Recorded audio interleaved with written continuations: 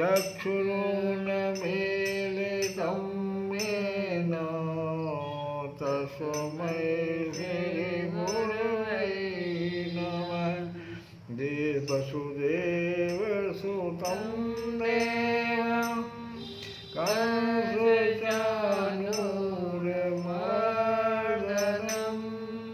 देवकी परमानन्दं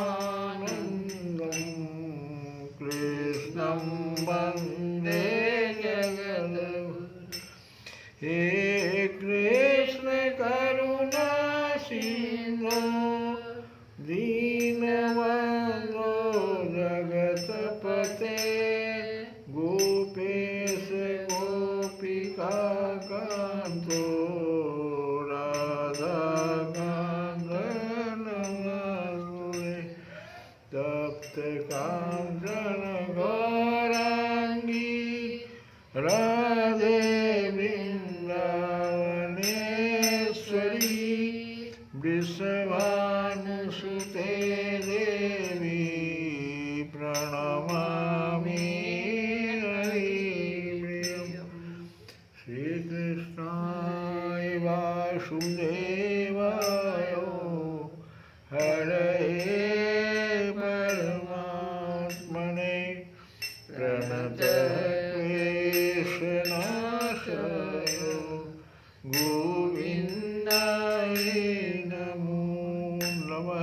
मातु मेरी श्री राधिका पिता मेरे घनश्याम। मातु मेरी श्री राधिका पिता मेरे घनश्याम। इन दोनों के चरणन में मेरा बारंबार प्रणाम।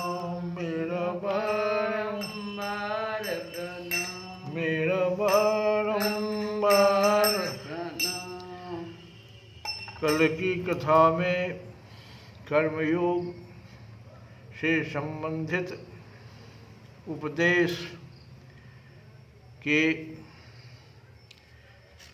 जितने भी प्राणी हैं, सारे प्राणी अन्नात् भवन्ति भूतानि, अन्न से उत्पन्न होते हैं और अन्न वर्षा से उत्पन्न होता है और वर्षा यज्ञ संपन्न करने से होती है। और यज्ञ कैसे होता है? तो यज्ञ नियत कर्मों से उत्पन्न होता है। नियत कर्म क्या है? तो नियत कर्म है भगवान के द्वारा दी गई जितनी भी वस्तुएं हमें प्राप्त है सब प्रसाद के रूप में ग्रहण करना, ये नियत कर्म है। इंद्रिय सुख के लिए उसे ग्रहण नहीं करना चाहिए। जैसा कि शास्त्रों में कहा गया है कि जो जितना से हमारा जितना अन्न से हमको तृप्ति मिल जाए उतना ही ग्रहण करना चाहिए। और सिर्फ संतान प्राप्त करने के लिए स्त्री के साथ जाना चाहिए, अन्यथा नहीं। शास्त्र में ऐसा नियम कर्म है, विधान है। लेकिन लोग इंद्रिय सुख के लिए सब कर रहा है, खाना भी उसी तरह से और वो वहाँ भी वैसे ही। तो ये चीज़ भगवान मना कर रहे हैं नहीं, तब तो फिर आप चोर हैं, आप जो है पाप को कमा रहे हैं, पाप बढ़ा रहे हैं। अब आज भगवान कहते हैं कि कर्म ब्रह्म उद्भवम विद्धि, ब्रह्म अक्षर समुद्भवम, तस्मात् सर्वगतं ब्रह्म नित्यं यज्ञे प्रतिष्ठितम्। वेदों में नियमित कर्मों का विधान है। कर्म ब्रह्म उद्भवम विद्धि, कर्म वेदों से उत्पन्न जानो। वेदों में नियमित कर्मों का विधान है और ये वेद जो है साक्षात श्री भगवान परम ब्रह्म से प्रकट हुए। तो वेदों में जो कर्मों का विधान है वो साक्षात श्री भगवान के द्वारा प्रकट है। फलतः सर्वव्यापी ब्रह्म यज्ञ कर्मों में सदा स्थित रहता है। इसलिए आप उस तरह से अगर यज्ञ विधान से करिएगा तो भगवान साक्षात उसको सर्वव्यापी ब्रह्म जो है वो उसमें हमेशा स्थित रहते हैं। इस श्लोक में यज्ञार्थ कर्म अर्थात कृष्ण को प्रसन्न करने के लिए कर्म की आवश्यकता को भली भांति विवेचित किया गया है। यदि हमें यज्ञ पुरुष विष्णु के परितोष के लिए कर्म करना है तो हमें ब्रह्म या दिव्य वेदों से कर्म की दिशा प्राप्त करनी होगी। अतः सारे वेद कर्मोपदेशों की संहिताएं हैं। वेदों के निर्देश के बिना किया गया कोई भी कर्म विकर्म हो जाता है या अवैध अथवा पाप पूर्ण कर्म कहलाता है। अतः कर्म फल से बचने के लिए सदैव वेदों से निर्देश प्राप्त करना चाहिए। जिस प्रकार सामान्य जीवन में राज्य के निर्देश के अंतर्गत कार्य करना होता है, उसी प्रकार भगवान के परम राज्य के निर्देशन में कार्य करना चाहिए। वेदों में ऐसे निर्देश भगवान के श्वास से प्रत्यक्ष प्रकट होते हैं। कहा गया है कि ये ऋग्वेद, यजुर्वेद, सामवेद, अथर्ववेद भगवान के श्वास से उद्भूत है। अस्य महतो भूतस्य निश्वसितम एतद यद ऋग्वेदो यजुर्वेद सामवेदो अथर्ववेद। ये भगवान के श्वास से उद्भूत है।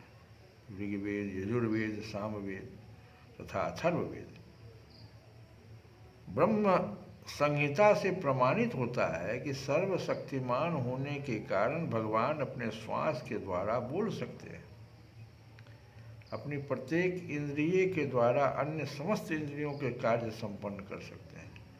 दूसरे शब्दों में भगवान अपने निश्वास के द्वारा बोल सकते हैं और वे अपने नेत्रों से गर्भाधान कर सकते हैं। वस्तुतः यह कहा जाता है कि उन्होंने प्रकृति पर दृष्टिपात किया और समस्त जीवों को गर्भस्थ किया।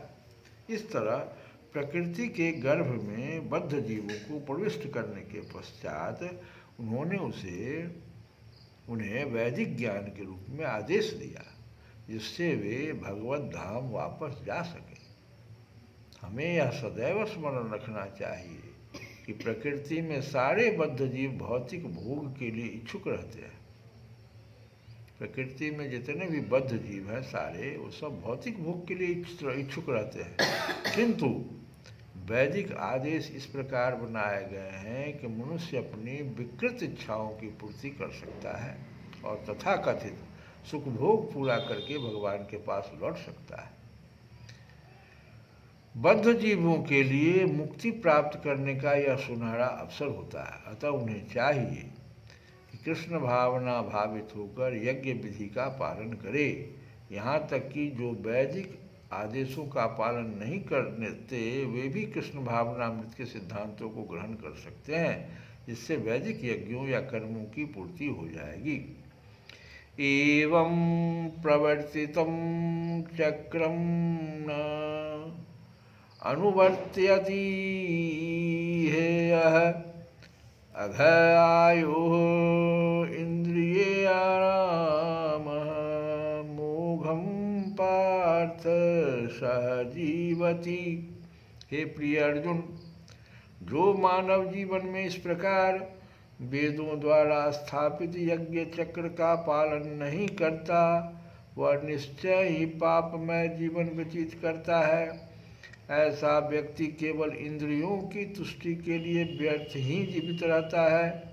इस श्लोक में भगवान ने कठोर परिश्रम करो और इंद्रिय तृप्ति का आनंद लो इस सांसारिक विचारधारा का तिरस्कार किया है। अतः जो लोग इस संसार में भोग करना चाहते हैं उन्हें उपर्युक्त यज्ञ चक्र का अनुसरण करना परमावश्यक है।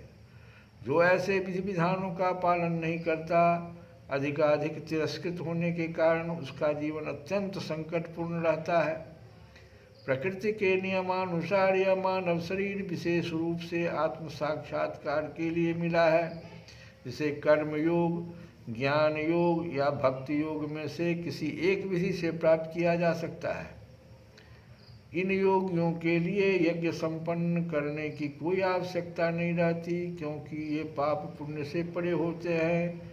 किंतु जो लोग इंद्रिय तृप्ति में जुटे हुए हैं उन्हें पूर्वोक्त यज्ञ चक्र के द्वारा शुद्धिकरण की आवश्यकता रहती है। कर्म के अनेक भेद होते हैं। जो लोग कृष्ण भावना भावित नहीं हैं वे निश्चय ही विषय परायण होते हैं, अतः उन्हें पुण्य कर्म करने की आवश्यकता होती है। यज्ञ पद्धति इस प्रकार सुनियोजित है कि विषयोन्मुख लोग विषयों के फल में फंसे बिना अपनी इच्छाओं की पूर्ति कर सकते हैं।